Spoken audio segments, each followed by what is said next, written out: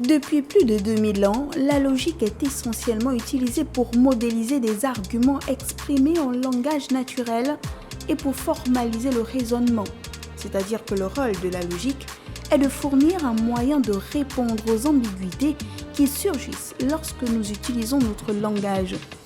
Une personne logique est une personne dont le raisonnement est conforme au bon sens, une personne cohérente et rationnelle. Avouons tout de même que malgré la logique qui en principe nous habite, il y a des paradoxes modernes. Nous vivons dans une société dont nous chérissons le confort, mais dont l'obtention s'est faite au prix de dégâts toujours plus croissants et insoutenables sur les écosystèmes de la planète. Aujourd'hui, nos sociétés de consommation réduisent l'ensemble des rapports humains à des rapports marchands. Dans le système économique dominant, ce n'est plus la demande qui conditionne l'offre, mais l'offre qui détermine la demande.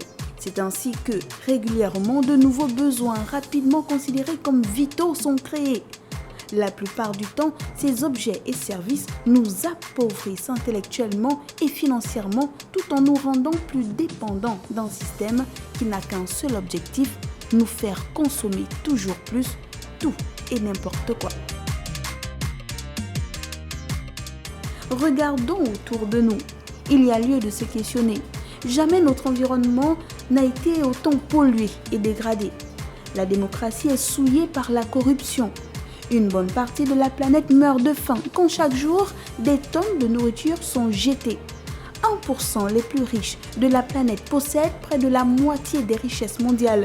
Les femmes se battent pour leurs droits depuis des décennies et pourtant, les violences à leur endroit persistent.